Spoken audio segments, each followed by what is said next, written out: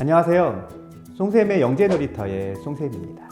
3살 버릇 80까지 간다는 말은 어렸을 때 형성된 좋은 습관이 평생을 좌우할 수 있다는 사실을 일깨워주는 속담입니다. 특히 공부와 관련된 좋은 습관은 자기주도적 학습에 큰 영향을 미치게 되죠. 때문에 많은 부모님들이 자녀가 아직 어림에도 불구하고 폭풍 잔소리를 늘어놓곤 합니다. 하지만 이렇게 의욕만 앞선 부모의 성급한 말들은 오히려 자녀의 학습 습관에 악영향을 끼칠 수도 있습니다. 그래서일까요? 오뚜기쌤으로 잘 알려진 윤지영 작가가 쓴 엄마의 말연습이라는 책이 최근 어머님들에게 많은 관심을 받고 있습니다. 이 책은 평소 두 아이를 키우면서 자신이 무의식적으로 했던 부정적이고 냉소적인 말 습관을 되돌아보고 이를 개선하기 위해 필요한 말 습관을 알기 쉽게 소개하고 있습니다. 이에 송쌤의 영재놀이터에서는 2주에 걸쳐 이 책의 내용을 바탕으로 자녀의 공부 습관을 위해 부모가 어떻게 대화해야 하는지에 대해 이야기해보고자 합니다. 우선 오늘은 엄마가 절대 해서는 안 되는 4가지 말에 대해 알아보도록 하겠습니다. 자, 그럼 오늘도 저와 함께 사랑방으로 들어가 보실까요?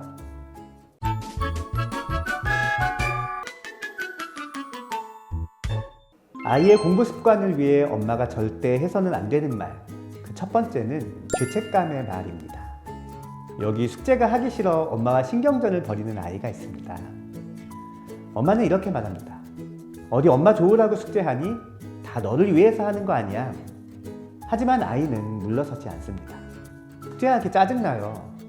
맨날 숙제만 하면 저는 언제 놀아요? 물론 엄마도 여기서 지지 않습니다. 그게 뭐가 많다고 그래. 5분이면 끝나겠구만. 그마저도 하기 싫으면 학원이고 뭐고 다 그만둬. 숙제라는 주제는 어느새 사라지고 둘의 감정 싸움만 남게 됩니다. 엄마가 보기에 아이의 숙제는 사실 그렇게 많아 보이지 않을 수 있습니다. 10분 불평한 시간이면 이미 끝나고도 남을 것이라 생각하죠. 이에 엄마는 나름의 합리화를 준비합니다.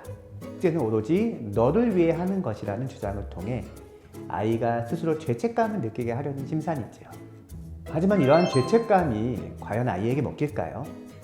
아직 어린아이에게 죄책감이란 감정이 촉매로 작용할 리가 없습니다. 오히려 하기 싫은 마음만 더 커질 뿐이지요. 아이의 공부 습관을 위해 엄마가 절대 해서는 안 되는 말. 2번째는 비교의 말입니다. 앞에 숙제 상황을 이어보겠습니다. 엄마도 아이도 이제 숙제는 중요하지 않습니다. 자신의 감정이 상한 것이 더 중요하지요. 물론 대부분의 경우는 아이가 먼저 백기를 들고 숙제를 하기 시작합니다. 하지만 감정이 상한 상태에서 숙제에 집중이 될 리가 없습니다. 5분이면 끝날 것 같은 숙제는 10분이 지나도록 끝낼 기미가 보이지 않죠. 아직도 다 못했니? 너무 많아요. 이걸 언제 다 해요? 엄마는 답답한 마음에 다시 잔소리를 시작합니다. 그게 뭐가 많다고 그러니? 왜 이렇게 맨날 불만투성이니? 그리고 쐐기를 박는 한마디를 더 합니다. 너만 힘드니? 아빠도 엄마도 다 힘들어. 학습의 양에 대한 엄마와 아이의 시각은 다를 수밖에 없습니다. 물론 하기 싫은 마음에 일부러 엄살을 피우는 경우도 많지만 부모 또한 아이의 능력을 실제보다 높게 판단할 가능성이 높습니다. 이 정도는 해주었으면 하는 기대가 객관적인 판단을 흐리게 할 수 있기 때문이죠. 그런데 힘들다는 아이에게 엄마는 항상 그 이유를 묻습니다. 아직 어린아이가 자신이 힘든 이유를 엄마가 이해할 수 있도록 설명할 수 있을까요? 아이의 이유를 납득하지 못한 엄마는 이를 그저 불평으로 치부합니다.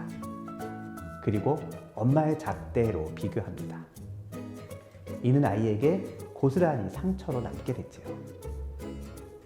아이의 공부 습관을 위해 엄마가 절대 해서는 안 되는 말. 3번째는 비난의 말입니다. 숙제 문제로 아이와 한바탕 씨름을 겪은 엄마는 규칙을 정하기로 합니다. 집에 돌아오자마자 숙제를 먼저 끝내면 30분 게임을 할 수 있다는 규칙이지요. 아이도 동의합니다. 숙제를 하러 자기 방으로 들어가죠. 그런데 채 10분도 되지 않아 아이가 방에서 나옵니다. 게임 시간 30분 중 10분만 지금 하고 숙제 다 한 후에 남은 20분을 하면 안 돼요? 규칙에 대해 합의해 놓고 당장 놀고 싶은 마음에 이렇게 말하는 아이 때문에 엄마는 화가 납니다. 숙제 먼저 하고 게임하기로 약속했잖아. 왜 너는 스스로 한 약속을 안 지키니? 물론 약속을 먼저 어긴 것은 아이이지만 아이의 부정적인 질문에 엄마가 부정적인 말로 되갚는 것은 바람직하지 않습니다.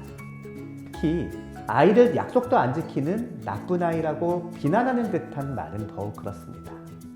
엄마는 뭐 모든 약속 잘 지켜? 지난번에 엄마도 나랑 한 약속 안 지켰잖아. 부정적인 아이의 말에 엄마도 부정적으로 받아치면 아이도 다시 부정적인 말로 공격하게 됩니다. 부정적인 말들이 꼬리에 꼬리를 물고 이어지면서 감정만 서로 상하게 되는 것이지요. 아이의 공부 습관을 위해 엄마가 절대 해서는 안 되는 말. 네 번째는 강요의 말입니다. 학원 숙제로 인해 엄마와 계속 갈등하던 아이는 드디어 자신의 히든 카드를 꺼냅니다. 학원 안 가면 안 돼요. 숙제도 너무 많고 학원 가기 정말 싫어요. 하지만 엄마가 이를 들어줄 리 없습니다. 겨우 빈자리 생겨서 어렵게 들어왔는데 말이 되는 소리니? 적어도 6개월은 무조건 다녀야 해. 이렇게 뭐든 힘들 때마다 포기하면 나중에 뭐가 되겠니? 사실 엄마도 아이가 힘들 수 있겠다 생각합니다. 하지만 어렵게 겨우 들어온 학원을 포기하면 다음엔 다시 들어오기 어려울 것이 뻔하기 때문에 엄마는 아이의 힘듦을 외면합니다. 안 된다고 딱 잘라 말하거나 당장 아이를 달래기 위해 3개월만 혹은 6개월만 참고 다녀보라고 하지요. 물론 당장은 힘들겠지만 참고 견디면 마음이 달라질 수도 있습니다. 문제는 이러한 희망 때문에 가기 싫어하는 아이의 마음을 애써 외면하면서 등을 떠민다는 것입니다. 아이가 주장하는 여러 가지의 이유도 핑계라 생각하여 무시하거나 아이의 핑계 자체를 못하도록 막아버리죠. 문제는 이것이 지속될 경우 아이의 자존감이 떨어질 수 있다는 점입니다. 낮은 자존감이 학습의 저하로 이어지는 악순환이 반복될 수 있는 것이죠. 오늘은 아이의 공부 습관을 위해 엄마가 절대 해서는 안 되는 4가지 말에 대해 알아보았습니다. 첫째, 죄책감의 말. 둘째, 비교의 말. 셋째, 비난의 말. 넷째, 강요의 말. 학습 습관을 들이기 위해 했던 이러한 말들이 오히려 아이의 학습 습관을 방해하는 요인으로 작용할 수 있음을 명심해야 하겠습니다. 오늘의 사랑방은 여기까지입니다. 다음 시간에는 오늘의 주제에 이어 이러한 4가지의 말을 어떻게 바꾸어야 하는지에 대해 알아보도록 하겠습니다.